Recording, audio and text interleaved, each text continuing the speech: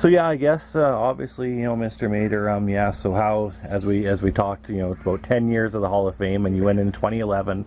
But we'll talk about that. But just your start in the game. As you mentioned, you grew up in Hudson Bay on the sand green. How did you first get into the game of golf? Oh, my dad played golf. But he's right-handed, and I'm naturally left-handed. So I learned how to play golf right-handed because clubs are pretty expensive in those days. Like, people were pretty poor. So I'm still right-handed as far as shooting it, but I'm left-handed putting. I tried putting right-handed, and I just never had a sense of good. So you have right-handed clubs but a left-handed putter. Yeah, I hit the ball right-handed, yeah, and putt left-handed. That's got to be a very unique. And have you ever come across anybody else? Yeah, actually, there are a fair number, or it might be the other way around even. Oh, okay. Right, people that are left-handed naturally. Yeah, so when you grew up playing it, were you did it come natural to you, and then you got into the competitive side of it, or how did it kind of transgress for you? Yeah, I think so, because I've been an athlete my whole life. I'm pretty competitive. Like I just have that. People either have that or they don't. Right? And so if you start something, I've just always wanted to get better. Okay. Because not being satisfied with how good you were at the time is a critical part of getting better, I think. So was it competitive junior golfer, or was nope, it? Never had any junior golf there. Then I don't even know if there was any. It was a long time ago. I'm almost 80 years old. You look great for 80, or close to. So it's it didn't start that until the Golf Association eventually broke into. They would have provincial championships, and they had the province divided into 4 quadrants, right? And so you played in a tournament to qualify to be on the team that represented your quadrant, and then so did the others in their others, and then the Golf Association would have picked a golf course. It wasn't hard to get a golf course. Every little town practically had one. It was sand green. So it was like that, and I got into that competitively. I won the provincial individual 3 times. And I think I was 17 the first time I won it. Wow, is that right, eh? But that's just, I practiced. I practiced, and I used to get on my bike with my clubs and go. It was about a mile maybe out of town, and I just go around and around and around the golf course when I had time to do that. So that's how you get started, and then you want to get better clubs, and then the routines. So did you stick with it through college, even though it's it's expensive and whatnot, and obviously tuition and all that? I wasn't a member of the club then. I finally got to be a part-time member, I think, at the Royal Regina. But I would just play when I had time and pay the green fee if necessary.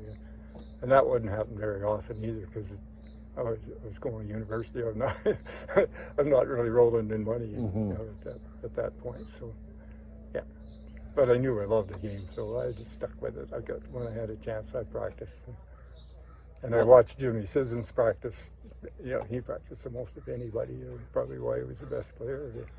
Although I did beat him a few times, but not many. yeah, I bet. You mentioned Mr. Sissons being probably the best amateur we've ever seen, or even best golfer. Graham's probably would have an argument there. But I guess why the Royal Regina? Because there is some other options, and I guess probably the Wascana right there as well. And I think now a lifetime honorary member at the RRGC. Yeah. Well, partly because my parents had moved into Regina by that time, and they were members at the Royal Regina, so I just sort of naturally joined there too because they were there. Then I get to play with them a bit. So, but no, it didn't have anything to do with the quality of the golf courses. At that time, probably the conditioning-wise, the Wascana was probably the best, and it's still very good. The winters will leave us alone. Yeah. So it wasn't. I would have been happy any of them pretty well. Yeah. When did you realize that golf was going to get to take you many places? Because obviously you went to I don't even know how many nationals, but it got to take you far and wide, and I guess so did badminton and whatnot. So when did you realize sports were gonna, allow you to do a lot of things? It was fairly early. I probably knew that by the time I was 20. Mm-hmm. And various things. Yeah, got to be. I made 9 Wellington Cup teams. Yeah. I think only one of them played here. And then I was in 7 seniors teams, so I had 16 chances to go play against other provinces. And beautiful golf courses. Saw our beautiful country. Do you have any memories? And well organized. The golf associations do a good job of organizing things. And that goes for ours too. We've had some really good people that have been looking after competitive golfers. What memories stick out the most throughout the years? When you just sit back and kind of ponder, but you're out here on your beautiful deck thinking about the game of golf. Mostly just the community of people, players and organizers and members of the Golf Association, and just got to meet a whole lot of really nice people that you wouldn't meet otherwise. Like, as you know, golf can be pretty humbling. Oh, for sure, yeah. So when you get playing a lot of golf, and you realize you can have a bad day, and that's all there is to it, right? Don't get too big-headed about it, because you're going to get your turn when you can't do it right. It's that's why I'm still playing for a lot of reasons, but part of it the exercise. But mostly just because I know so many people from playing it, and I like them. Well, one of the most experienced guys at our 100th senior championship, and it was at your home club, and you got to tee off there and play for 3 days. What was that like, just with it being a centennial and your home club and whatnot? It's really nice, but it's nice. It's nice with all of them. I mean, you're working at it, you're practicing, you've got a goal set to play the best you can at the time. So and it's not as though I hadn't won any tournaments. Mm-hmm. I won a lot of tournaments because I used to go to them when I was still single, especially. But even after I married Barbara, she was so good about letting me loose to go to a tournament, because she knew that's what I wanted to do. See, all you guys can provide such great advice on significant others and wives as well, because when I talked to Mr. Keith Reaver last week, he said Marianne was such a huge part of his success as well. She was in the room, and maybe that's why, but Barbara's not here right now. But yeah, that's all part of it. That's family. Yeah, for sure. Yeah, got to be. Well, some of them I kept going back to, like Swift Current. They had one on the Labor Day weekend that I went to because Barb's family is from there, and I've got relatives that live around there, and besides that, and so I play in that. Well, I got a little booklet on that I'd saved, and I didn't even know how many times I won it, but I won it 11 times. Yeah. Well, you win a lot when you lose count. Yeah, because that isn't like, it's only important at the time. It's not important afterwards. Yeah. I gave away my trophies, almost all of them, to the junior development, and let them put new plaques on them and stuff. Did that because that isn't why I play. Yeah, it's the memories and the camaraderie, right? It's what your goal is, to do the best you can, and if that's good enough to win, that's great. But if it isn't, that's not world shaking. It could be, yeah. And at this age, you don't expect to win anything. You look at all those guys can drive the ball now, and that's just mostly muscle elasticity. Like obviously better clubs too, and better balls and that. But a lot of it is just sheer strength and elastic and flexibility. Do you watch? They all have good swings. Yeah. All the good players have got good swings. So it's just a question of how far. But if somebody can hit it 340 yards, like Bryson that's DeChambeau. a huge, especially if you can hit it straight. Yeah. But it doesn't have to be DeChambeau. There's guys in our own club that can hit it that distance. But it's like, I don't know if you know what the 11th hole is like at our club. You got to cross the water twice. So the creek is right in front of you. Oh yeah, on the road, right? Along the road. No, it's near the railroad tracks. It's just inside 12 is right along the railroad tracks, and 11 is the one that goes. The green is over the. From your point of view, the creek goes to your left like this. So you're back here on the tee. It goes like this, and the green is here. So you cross the water here, it's just right in front of you. But this one over here, to carry that is like a 311 or 12-yard carry. And I was playing with two guys because an accident. I had an appointment and they were way behind. So I thought, oh, well, I'll go and play a few holes. I didn't know these guys, but they were at the right place for me. And so we get to this hole, and they both got their drivers out. Well, one of them hit it like way over the trees, even over the water the second time. And it landed on the cart path up there for the 12th hole. And unfortunately bounced over the tee box and went through the fence, and he was out of bounds. But we didn't know that at that time. And the other guy hit it. And he landed at about 6, he was straight at the flag, and he was about 6 yards shy of the green, and bounced up on the green, and he made about a 20-footer for 2. But the fact that they knew they could fly that. Like, there was the odd guy in the club that couldn't do that, like Dean Brown can. But I mean, they could do that routinely. They were just, they hit it that far. So are you a fan of the game? Do you watch it when it's on TV? Yeah, I'm a big fan. I'd like to see what they choose for the type of shot to hit in what situations. I like to see how they keep their composure when they're struggling. Just all the things about it, all the things that can maybe help. So who'd you look up to then on TV when you were a kid? It didn't have the TV exposure, I don't think, at the time. For starters. You must have knew of them though somehow, some way as a golfer. Well, yeah, in bits and pieces. But the quality of play now, because of a whole variety of things, there weren't even very many people that could teach it very well. Then it was a long time ago when I was starting. So I just consider myself fortunate to have been able to do what I did.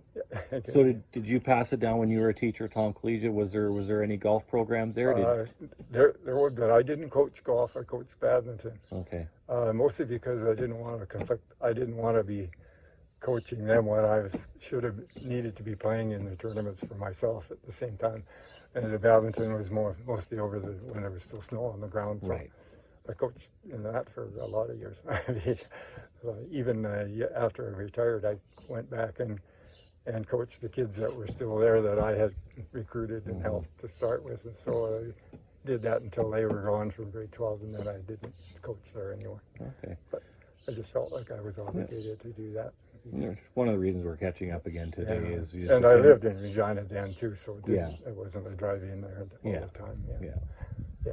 It's mostly just what I enjoyed doing.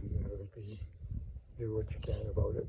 Somewhere along the way, you have to earn a living too. You gotta pay for stuff.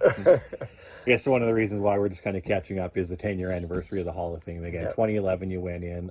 The second year, I believe, I think it started in 2010. But just when you look back, where does that kind of rank? And the Regina Sports Hall of Fame as well, of all the things you've accomplished. Are those things, are they special to you? Oh yeah, for sure they are in lots of ways too. One of them, for example, I was nominated for the golf one by Kirk McGregor. Well, he's now in it himself. He's one of the best golfers in the province. And it's nice to be put there because you're recommended by somebody who's that good a player. I've got to be. And I've played with Keith Reaver and all those guys. And I enjoy all of them. I haven't come across a good golfer that it isn't a good guy. That's exactly that kind of leads me to the next. It was extremely rare to have that happen. It's really good for anybody, I think, to find out what it's like to flub your way around it, have to find a way to get better. It's good. So when people, a lot of times, when I remember just being at the starter tent last year and, there's people talking about Doug Mayer and how much of a gentleman you are. Is that what you hope your lasting legacy is? Just more than the championships and the Hall of Fame inductions? I hope it's just part of it. Yeah. It's all a package, I think. try to be the best I can, best to other people, be the most considerate. Some case, part of it is knowing the rules, because there's a lot of golfers that don't play enough to really learn the rules. And you can get penalized by them sometimes, but there's a lot of times when they can help you if you know what you're allowed to do and what you're not allowed to do. And then, of course, just recently they got changed again. Some of those things, but water hazard is one of those, right? We've got a couple holes like that where members in general don't know what they're supposed to do when they hit it in the water off the tee. Yeah, especially if you don't play there often, don't know the local rules for sure. Yeah. Well, like one of it's a lateral hazard, that if you determine the point where it last crossed that, you can go across the hazard to a point equidistant from the pin, right, and play your shot, your next shot from there, rather than drop on the same side where you may have nothing. Yeah, it's an advantage if but you know. You may have nothing on the other side too, but you better look into it before you decide. But most of them don't know that. They don't know that, or if they hit it into the water over a tree, right, a big tree. They don't know where they're allowed to go. So some of them, you'll see them up on the forward tee box that's just in front of them, all clear. Well, they're not all clear, and they're not allowed to do that. So it's those kinds of things I find interesting, and often it's helpful. It's helpful. In your prime, how many rounds were you playing a year? Oh, I never counted them, but I had quite a few. Triple digits? I had a +3 handicap at my best. Yeah. I practiced a lot. Yeah. You need to have a lot of chances to make birdie if you're going to make some mistakes. So you need to be able to make some birdies to make up for How many hole-in-ones? I've only got 4. Only, hey? Oh, there's lots of guys with more than that. Oh, no, for sure. Well, I think Colin has 13. Oh, yeah. No, actually, as far as holes in one, I think this is a good story for you. Probably the best thing that I have is I used to live when we lived in Regina. Lived right close to where the Pasqua pitch putt golf course is. Right? Yeah. It is. Yeah. So in the evenings, I would go over there just to hit putts, and especially short putts, 6 putts, 4, 5, 6 footers. Because I figured if you could get the ball within that 6-foot range and knew you were going to make the next putt, you weren't going to leave them short, which is a frustrating thing to do. Okay. But anyway, one day I said, this was, I think, a Saturday morning, I should go and play that pitch and putt golf course, because I would go there and I practice, but I don't play it. And, well, I get there and there's the only person there is a little young boy, maybe he was 9, 8 or 9. So we play together. I made 3 holes in one in 4 holes. You did? I can't tell anybody. I have no witness. No witness. That's incredible. Yeah. I thought you were going to say the 9-year-old got one. No. 3 out of 4, and these are like they're not just chips. They're I played the Lakeview. Lakeview's what it is. You know, in a lifetime, you could play that every day in a lifetime and never do that. Yeah, it's just looks like. But that's never going to show on a record. Any albatrosses then? I have had. In fact, I had one. First time I ever played the Minot Golf and Country Club. Okay. My wife and I were down there, and there was, I think, the 11th hole. It's a par 5, and it goes up and over the big hill, and then down in the valley, and the green's down below. And we were playing with a couple from Minot that we didn't know them, but they were nice. They were nice people. Well, they were on a cart, and so he went. Hit my drive, and he went up to the top of the hill that overlooks the green. So he could show me where the line was, because you can't see the flag, you can't see anything. And so I hit it about where, after he got out of the way, needed deuce on the par 5. Wow. Yeah. So is that a better feeling than a hole-in-one? Oh, not in this case, because I couldn't even see the target. It was just plain luck. Yeah. But it was fun. Yeah. It was fun. What's your favorite course in Saskatchewan?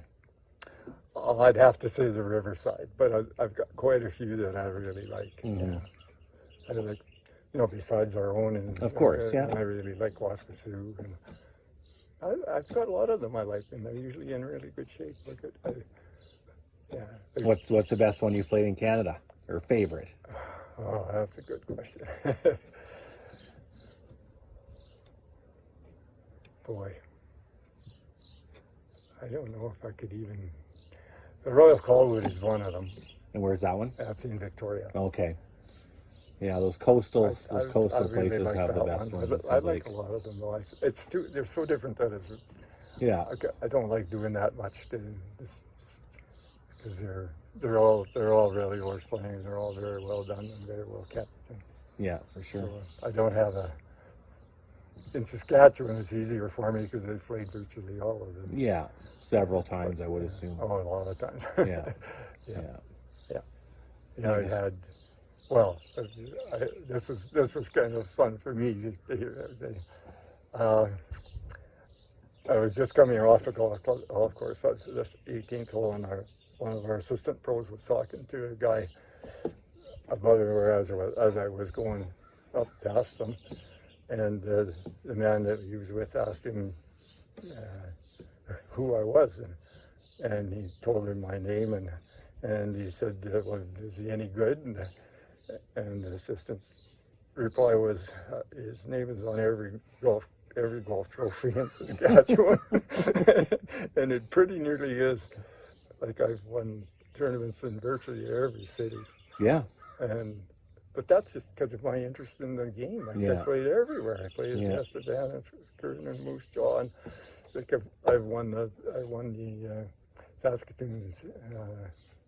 What's the one? My first one.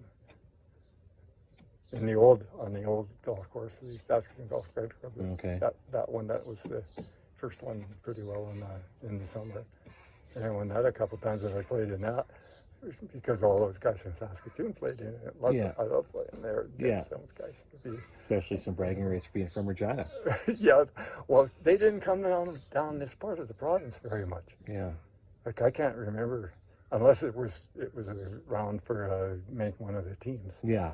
They didn't see them here. Just our club tournaments and stuff. They didn't much come to the south.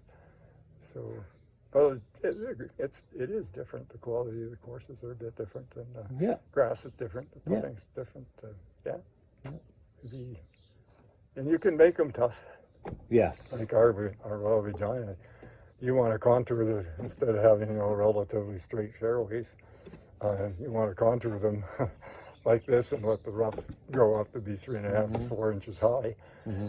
I don't care how far you're hitting it. If you're trying to hit it at a 4-inch rough, it's lawn normally, right? Yeah. Oh, exactly. And it's so thick. It's tough for sure. You can't get that out of there with control. You just get it out. So if you've got a course that's short enough that you need to make it tougher, you can always do stuff like that. What would your message be as we wrap up here? And just what would your message be to, kids, or obviously as a teacher, you could have a lot of knowledge, and just amateur golfers, whether they're just beginning in their 40s, whether they're 6 years old and they love the game. Just what would you like to tell them? Yeah, take lessons and practice. Don't try to learn it all by yourself from scratch. If you've already been playing for quite a while, what the lessons will do for you is they'll find the flaw, if there is one, in how you swing, and that will help you, either the direction or the power, or in some way that will help you. And if you practice, then you get to believe it. But like I used to hit balls at the range in groups of 3. So I would hit like a low fade, a medium high fade, and then a high one. And then I would hit a low draw, a medium high one down the right. And the reason for that is simply that if you can land the ball in the middle of the green, like the center of the green side of the pin, when it hits, after it hits, it's going to jump the way it spins. So if kind of like you're coming this way and the pin's here, if you've got the ball curling this way for a fade, you don't want to, if the pin's over here, you don't want to be starting it here and hitting a fade. You want to start it over here somewhere, let it land in the middle of the green, and let it roll, jump and roll towards the pin. And that shortens the average distance you have to putt. That means you get more birdies. More birdies. Thanks for welcoming Golf Saskatchewan into your home today. It was great to chat with you. Golf Saskatchewan is part of my life. I owe more than I've received.